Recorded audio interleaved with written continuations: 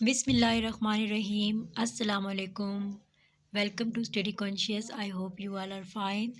तो आज हम लोग का जो टॉपिक है पेरिकार्डाइटिस है, तो इसको हम डिटेल से पढ़ेंगे। ये टॉपिक स्टार्ट करने से पहले जो स्टूडेंट्स चैनल पे नए हैं उनसे रिक्वेस्ट है कि चैनल को ज़रूर सब्सक्राइब कर दें, ताकि जो भी मैं नई वीडियो अपलोड करूँ उसका नोटिफिकेशन आप तक सबसे पहले पहुँच सके। तो आज हम पढ़ेंगे पेरिकार्डाइटिस। पेरिकार्डाइटिस बेसिकली जो हार्ट है उससे रिलेटेड एक इन्फ्लेमेशन है। हार्ट की कोई लेयर है उसमें इन्फ्लेमेशन हो जाती है। तो पेरिकार्डाइटिस पेरिकार्डियम से निकला है। हार्ट की जो सबसे आउटर मोस्ट लेयर होती है उसको हम पेरिकार्डियम कहते हैं। यहाँ पे मैंने आपको डीप समझाने के लिए यहाँ पे एक हार्ट की रफ सी डायग्राम ड्रॉ की है, जिसके मैंने जो है ज़्यादा प्रोमिनेंट लेयर्स को किया है, क्योंकि पेरिकार्डियम के अंदर ही इन्फ्लेमेशन हो जाती है। तो उसी के बारे में हम पढ़ेंगे कि इधर जो है ना इन्फ्लेमेशन हो जाती है। अब ये लेयर तो एक छोटी सी है, लेकिन यहाँ पे मैंने इस पेरिकार्डियम को बहुत मोटा करके बनाया है। इसके अंदर हर छोटी छोटी लेयर को भी मैंने वाजिया किया है। तो अब हम इसे डिटेल से भी पढ़ेंगे। तो जो ये तमाम मोटी सी जो लेयर है इसी को हम पेरिकार्डियम कहेंगे। ठीक है, इसी को हम पेरिकार्डियम कहते हैं। तो इसके अंदर जब इन्फ्लेमेशन हो जाती है तो उसको हम पेरिकार्डाइटिस कहते हैं।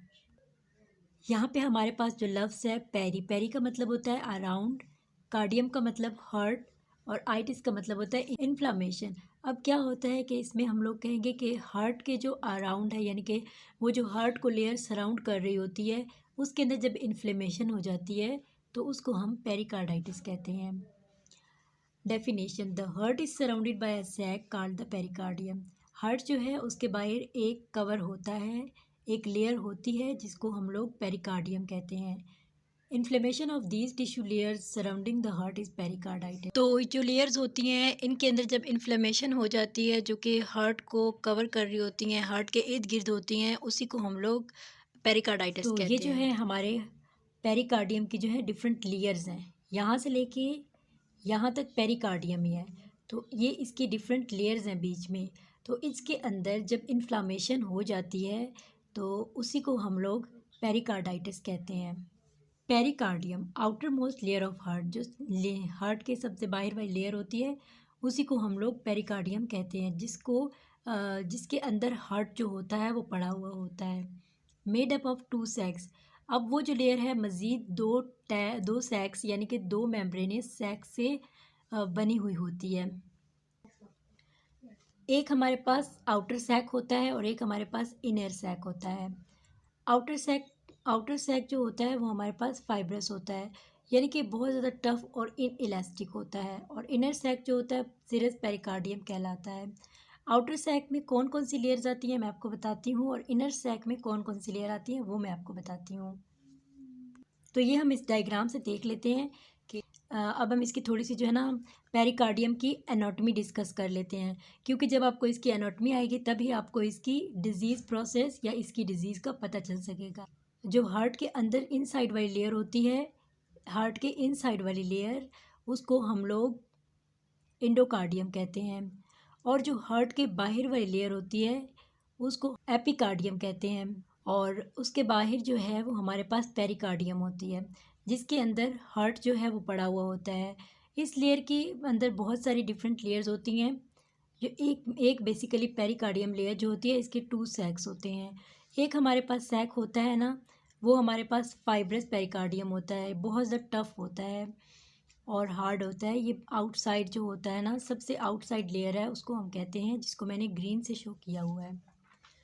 इसके बाद हमारे पास वाइजरल पेरिकार्डियम, इनर, ये आउटर सैक में आते हैं। इनर सैक में हमारे पास टू लेयर्स हैं जो रेड में शो की हुई, ब्राउन में शो की हुई है मैंने यहाँ पे। ये आपको ब्राउन लेयर्स नज़र आ रही हैं, ये हमारे पास इनर सैक में आती हैं। एक तो हमारे पास जो है हार्ट है, बिल्कुल उसके साथ जो लेयर है ना, यानी कि वाइजरा पे है। वाइजरा का मतलब है कोई भी जो लेयर या कोई भी चीज़ हमारे किसी भी ऑर्गन के आसपास होती है तो उसको हम वाइजरा कहते हैं। तो इसलिए हम इसे वाइजरल पेरिकार्डियम कहेंगे। और जो हमारी इस आउटर लेयर के साथ, ग्रीन वाली लेयर के साथ ये ब्राउन वाली है, इसको हम पेराइटल पेरिकार्डियम कहेंगे, क्योंकि ये बाहर आउटर है। और इनके दरमियान जो आपको ये स्पेस नज़र आ रही है इसको हम लोग पेरिकार्डियल स्पेस कहेंगे, या पेरिकार्डियल फ्लूइड इसके अंदर होता है, इसलिए हम इसे पेरिकार्डियल स्पेस कहेंगे। तो आप लोगों ने इनर सैक में देखा था सीरिस पेरिकार्डियम थी और उसके अंदर 2 लेयर्स थी, पैराइटल पेरिकार्डियम थी और visceral pericardium. Visceral pericardium inner थी यानी कि बिल्कुल ऑर्गन के साथ वाली लेयर थी, और पैराइटल पेरिकार्डियम आउटर थी जो कि बाहर वाली लेयर थी उसके बिल्कुल साथ थी। और बाहर वाली लेयर कौन सी थी? आउटर सैक पे एक लेयर थी फाइब्रस की, उसके साथ जो थी ये वाली लेयर थी पैराइटल पेरिकार्डियम। वो इनके दरमियान एक पेरिकार्डियल स्पेस जिसको मैंने ब्लू से आपको शो करवाया था। अब वो पेरिकार्डियल स्पेस क्या करता है? ये जो पेरिकार्डियल स्पेस है ये इसका क्या फ़ायदा होता है कि जब हार्ट जो है उसकी बीटिंग होती है, हार्ट जब कॉन्ट्रैक्ट और रिलैक्स होता है तो उसमें जब ये दोनों लेयर्स होती हैं, दोनों लेयर्स की वजह से वहाँ पे फ्रिक्शन पैदा होती है। और अगर ये पेरिकार्डियल फ्लूइड ना हो तो वहाँ पे फ्रिक्शन जो है वो पैदा हो जाएगी। तो ये उसको फ्रिक्शन से प्रिवेंट करता है पेरिकार्डियल फ्लूइड। तो जो हमारे पास आउटर लेयर थी ग्रीन कलर में, जो आउटर सैक था जिसको हम लोगों ने कहा था फाइब्रस पेरिकार्डियम, ग्रीन कलर में मैंने आपको शो करवाया था, उसके हम लोग जो है फंक्शंस पढ़ लेते हैं। एक तो उसका फंक्शन है टफ और इन इलास्टिक। टफ और इन इलास्टिक का मतलब बहुत ज़्यादा हार्ड है और साथ ही इन इलास्टिक है। Prevents over distension of heart जब फैलता है तो उसको मज़ीद ये फैलने नहीं देती। फैलता किस वजह से है? जैसे कि जो उसकी पेरिकार्डियम है उसके अंदर जो है वो फ्लूइड जब ज़्यादा अकमुलेट हो जाता है, जब फ्लूइड जब ज़्यादा आ जाता है तो वो ओवर डिस्टेंशन उसकी होने शुरू हो जाती है। तो ये उसको प्रिवेंट करता है मज़ीद फैलने से, प्रोटेक्ट्स फ्रॉम इन्फेक्शन। तो हार्ट जो होता है जो कि इसकी आउटर लेयर होती है फाइब्रस पेरिकार्डियम, वो प्रोटेक्ट करती है इसको इन्फेक्शन से, क्योंकि वो आउटर मोस्ट लेयर होती है हार्ट की। इसलिए उसका बेसिकली फंक्शन ये होता है कि वो हार्ट को प्रोटेक्ट रखती है, बाकी ऑर्गन से थोड़ा सा सेपरेट करके अलग करके रखती है। जैसे कि हार्ट के बिल्कुल साथ लंग्स होते हैं, तो लंग्स में इन्फेक्शन होने के चांसेस बहुत ज़्यादा हो सकते हैं जिसकी वजह से हार्ट को भी हो सकता है। तो ये जो लेयर है प्रोटेक्ट करती है इन्फेक्शन से। फिक्सेस हार्ट टू मीडियास्टेनम, और जो हमारा हमारा हार्ट है उसको मीडियास्टेनम के साथ सही तरीके से फिक्स कर देती है, उस जगह पे फिक्स जगह पे प्लेस करने में हेल्प करती है। And is adherent to diaphragm below, और डायफ्रागम जो होता है उसके नीचे से होती है ये लेयर, स्टार्ट होती है स्टर्नम के सामने होती है, and tunica adventitia of great vessels, और ग्रेट ब्लड वेसल्स जो होती हैं ट्यूनिका और एडवर्टिशिया के साथ अटैच होती हैं। फाइब्रस पेरिकार्डियम का फंक्शन था। तो अब हम देख लेते हैं पेरिकार्डाइटिस में होता क्या है। पेरिकार्डाइटिस में क्या होता है? The pericardium becomes red and swollen, sometimes there is extra fluid in the space called pericardial effusion. Pericarditis में क्या होता है कि जो पेरिकार्डियम होती है वो रेड कलर की हो जाती है, जो पेरिकार्डियम की लेयर होती है वो लाल सी हो जाती है, सूज जाती है, इस तरह से फील होता है। और बाज़ औक़ात ऐसा होता है कि उसके अंदर बहुत ज़्यादा एक्स्ट्रा फ्लूइड आ जाता है। जब एक्स्ट्रा फ्लूइड आ जाता है यानी कि जितना फ्लूइड उसकी लेयर के अंदर होना चाहिए उससे ज़्यादा फ्लूइड जब आ जाता है तो उसको हम लोग पेरिकार्डियल इफ्यूजन कहते हैं। ओवरफ्लो हो जाता है फ्लूइड का, ओवरलोड हो जाता है फ्लूइड का पेरिकार्डियम में, उसको हम लोग पेरिकार्डियल इफ्यूजन कहते हैं। इन्फ्लेमेटरी एक्सुडेट कैन बी, यानी कि अब इन्फ्लेमेशन की वजह से वहाँ से जो एक्सुडेट रिलीज़ होंगे वो कौन से हो सकते हैं? वो सीरम भी हो सकता है यानी कि सिरस हो सकते हैं, जिसको हम लोग सीरम को सिरस कहेंगे। पस फॉर्मेशन हो सकती है यानी कि वहाँ पे पस हो जाएगी, उसके लिए हम टर्म यूज़ करते हैं प्यूरिलेंट हो जाएगी, मतलब इसके अलावा क्लोटिंग वहाँ पे होगी, क्लोटिंग प्रोटीन्स जिसको हम लोग फाइब्रिनियस कहेंगे, और ब्लड होगा जिसको हम लोग सैंगनियस कहेंगे। तो इनमें से कोई भी एक्सुडेट हो सकता है जो रिलीज़ होगा इन्फ्लेमेशन की वजह से। अब हम लोग टाइप्स ऑफ पेरिकार्डाइटिस पढ़ेंगे। एक्यूट पेरिकार्डाइटिस होता है, रिकरेंट पेरिकार्डाइटिस होता है, और क्रोनिक कंस्ट्रिक्टिव पेरिकार्डाइटिस होता है। तो एक्यूट का मतलब आपको पता है बहुत कम अरसे के लिए मतलब वो इन्फ्लेमेशन रहेगी पेरिकार्डियम की। तो इसको हम पढ़ लेते हैं। Develops suddenly and may last up to some months, ये जो है बहुत अचानक से हो जाती है पेरिकार्डाइटिस, एक्यूट पेरिकार्डाइटिस, और ये हमारे पास कुछ महीनों तक रहती है, लेकिन ज़्यादातर जो होती है 3 हफ्तों तक क्लियर हो ही जाती है। फ्यूचर एपिसोड्स के नक्कर, और फिर जब क्लियर हो जाती है तो हो सकता है फ्यूचर में कभी थोड़ी सी दोबारा से ये जो है वो पेरिकार्डाइटिस होना शुरू हो जाए। इसके बाद recurrent pericarditis occurs about 4 to 6 weeks after an episode of acute pericarditis। अच्छा, जब हमें acute pericarditis हो जाएगी और वो क्लियर हो जाएगी, उसके बाद क्या होगा कि उस 4 to 6 weeks तक उसके अंदर कोई सिम्टम्स जो होंगे वो अपेयर नहीं होंगे, लेकिन जैसे ही ये टाइम पीरियड गुजर जाएगा उसके बाद जो है उसके सिम्टम्स अपेयर होना शुरू हो जाएंगे। तो इसका मतलब होगा कि दोबारा से पेरिकार्डाइटिस हो गई है। उसके बाद हमारे पास है क्रोनिक कॉन्स्ट्रिक्टिव पेरिकार्डाइटिस। इसमें क्या होता है, develop slowly and last longer than 3 months. Acute का तो आपको पता है मतलब 3 मंथ से कम होती है, तो क्रोनिक कॉन्स्ट्रिक्टिव पेरिकार्डाइटिस 3 मंथ से ज़्यादा होती है। ये बहुत आहिस्ता आहिस्ता ये होती है और ये 3 मंथ्स तक या 3 मंथ से ज़्यादा रहती है। Chronic inflammatory thickening of the pericardium. इसमें क्या होता है कि पेरिकार्डियम जो होती है बहुत थिक हो जाती है, कंप्रेसेस द हार्ट, और हार्ट को जो है कंप्रेस करती है। So it is unable to feel normally during diastole. तो जब डायस्टोल होता है दौरान नॉर्मल फील नहीं हो रहा होता। Now we will study causes of pericarditis. तो अब हम देखेंगे कि कौन सी वजूहत होती हैं जिसकी वजह से पेरिकार्डाइटिस हो जाता है, या कौन से रिस्क फैक्टर्स होते हैं जिसकी वजह से पेरिकार्डाइटिस हो जाता है। तो इसमें सबसे पहले हमारे पास है आइडियोपैथिक। आइडियोपैथिक का मतलब होता है अननाउन, यानी कि हमें नहीं पता किस वजह से ये हो गया है पेरिकार्डाइटिस। सेकेंड हमारे पास है इन्फेक्शन। इन्फेक्शन कोई भी हो सकता है, जैसे कि वायरल इन्फेक्शन हो सकता है जो कि बहुत कॉमन होता है। वायरल इन्फेक्शन बहुत ज़्यादा उसके चांसेस होते हैं। अगर वायरल इन्फेक्शन हो गया है तो उससे पेरिकार्डाइटिस हो सकता है, जैसे कि इन्फ्लुएंजा वायरस। रेयरली बैक्टीरियल, यानी कि बहुत कम बैक्टीरिया से होता है, जैसे कि स्ट्रेप्टोकोकाई, स्टेफाइलोकोकाई। और फंगल इन्फेक्शन माइकोटिक, तो इनसे बहुत कम होता है, लेकिन ज़्यादा जो है वो वायरल इन्फ्लुएंजा से होता है। Auto immune disorders. Auto immune disorders की वजह से भी पेरिकार्डाइटिस हो जाता है। ऑटो इम्यून डिसऑर्डर्स कौन से डिसऑर्डर्स होते हैं, जो कि हमारी बॉडी के अपने जो एंटीबॉडीज़ होते हैं वो अपनी बॉडी के जो हेल्दी सेल्स होते हैं उन पे ऊपर अटैक करते हैं, जिसकी वजह से ऑटो इम्यून डिसऑर्डर्स हो सकते हैं, जिसकी वजह से पेरिकार्डाइटिस भी हो सकता है। उसके बाद ट्रॉमा। ट्रॉमा में हमारे पास क्या आ जाएगा, जैसे कि एमआई जो है मायोकार्डियल इंफ्रैक्शन, इसकी वजह से भी पेरिकार्डाइटिस हो सकता है। अगर हार्ट सर्जरी पहले करवाई हुई है उसकी वजह से भी पेरिकार्डाइटिस उसके बाद हो सकता है, या चेस्ट सर्जरी करवाई है, या चेस्ट के अंदर इंजरी है, या कार्डियक कैथेटराइजेशन है, इसकी वजह से भी पेरिकार्डाइटिस हो सकता है। इसके बाद ट्यूमर और कैंसर। हार्ट के आसपास कोई ट्यूमर या कैंसर वगैरह हुआ है उसकी वजह से भी पेरिकार्डाइटिस हो सकती है। या hyper sensitivity states. Hyper sensitivity states जैसे कि कोई आप मेडिकेशन ले लेते हैं, कोई मेडिसिन हैं, जैसे कि ट्यूबरक्लोसिस को आप ट्रीट करने के लिए मेडिसिन लेते हैं, तो उसके बाद भी हाइपर सेंसिटिविटी के रिएक्शंस हो सकते हैं बॉडी में।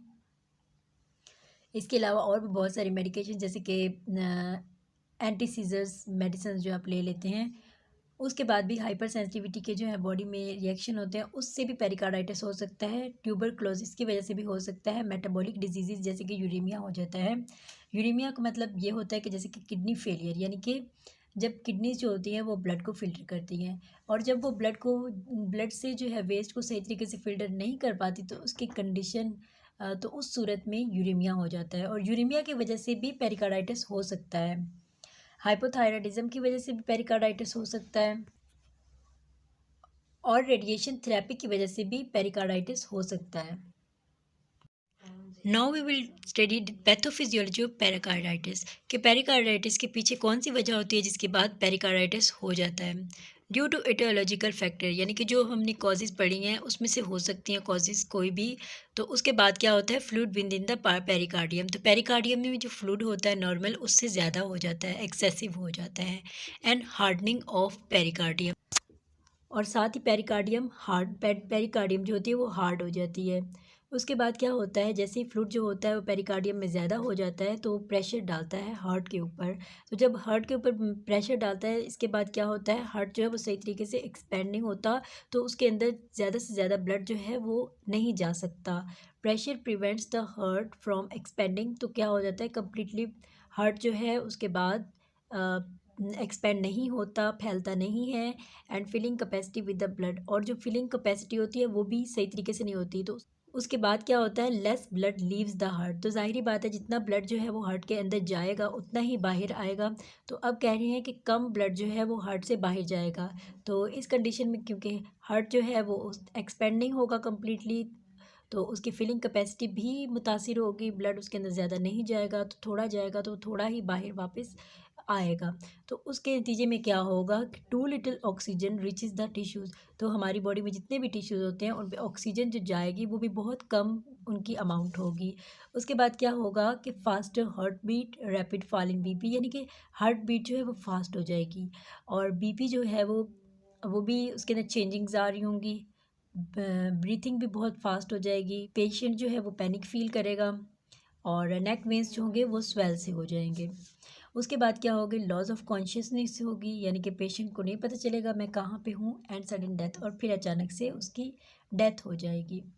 तो डायग्नोसिस ऑफ पेरिकार्डाइटिस किस किस चीज़ के थ्रू हमें पता चल सकता है कि पेरिकार्डाइटिस हुई है। उसमें हम ब्लड टेस्ट कर सकते हैं, ईसीजी कर सकते हैं, एक्सरे कर सकते हैं, सीटी स्कैन कर सकते हैं या एमआरआई कर सकते हैं। तो किसी भी प्रोसेस के थ्रू हम लोग पेरिकार्डाइटिस को पहचान सकते हैं कि पेरिकार्डाइटिस हुआ है या नहीं हुआ। तो इसमें कुछ स्पेसिफिक साइंस एंड सिम्टम्स भी इन्वॉल्व हैं, जैसे कि चेस्ट पेन होगी, पेशेंट को टायर्डनेस होगी, कफिंग हो रही होगी, पेन व्हेन स्वेलिंग, जब कुछ खा रहा होगा तो उसे पेन होगी, फीवर होगा, वीक फीवर की वजह से वीकनेस हो जाएगी और सांस लेने में भी मुश्किल हो जाएगी, तो ट्रबल ब्रीथिंग। उसके बाद मेडिकल मैनेजमेंट, तो इसको मैनेज किस तरह किया जाता है, तो इसमें हम लोग अगर वो बैक्टीरिया की वजह से हुआ है तो उसको एंटीबायोटिक देंगे पेशेंट को, अगर फंगल इन्फेक्शन की वजह से हुआ है तो एंटी फंगल देंगे मेडिसिन, या फिर एंटीवायरल, जो भी जिसके थ्रू जो भी हमें पता चला कि जिसकी वजह से पेरिकार्डाइटिस है तो उसके अकॉर्डिंग हम मेडिकेशन करेंगे। एनसिड्स देंगे, पेन जो चेस्ट पेन हो रही होगी उसके लिए हम लोग non steroidal anti inflammatory drugs देंगे। इसके अलावा एंटी इन्फ्लेमेटरी जितनी भी मेडिसिन होंगी जो भी हमें लगेगा उसके लिए ठीक वो हम देंगे। हम लोग डायरेटिक थेरेपी इसलिए करेंगे ताकि जो हार्ट फेलियर है उससे पेशेंट बच जाए। कॉर्टिकोस्टेरॉइड्स देंगे, तो ये भी मेडिसिन्स होती हैं, ये बेसिकली जो एलर्जीज़ वगैरह हो जाती हैं जिसके बाद पेरिकार्डाइटिस होने का हमें लगता है कि हो जाएगा या अगर हो चुका है तो हम कॉर्टिकोस्टेरॉइड्स देंगे। और बाज़ औक़ात पेरिकार्डेक्टमी भी की जाती है, यानी कि वो लेयर ही रिमूव कर दी जाती है वहाँ से, और फिर पेरिकार्डियल विंडो भी की जाती है। पेरिकार्डियल विंडो एक ऐसा प्रोसीजर होता है जिसमें जो पेरिकार्डियल जो लेयर होती है ना, उसके अंदर जो एक छोटा सा पार्ट होता है उसके अंदर से फ्लूइड जो है वो रिमूव किया जाता है। तो मेडिकल मैनेजमेंट भी इसकी ये हो गई है। सो आई होप स्टूडेंट्स आज का लेक्चर आपको बहुत अच्छे तरीके से क्लियर हो गया होगा। सो मिलते हैं नेक्स्ट वीडियो में। मुझे अपनी दुआओं में याद रखिएगा, अपने बहुत सारा ख्याल रखिएगा। अल्लाह हाफिज़।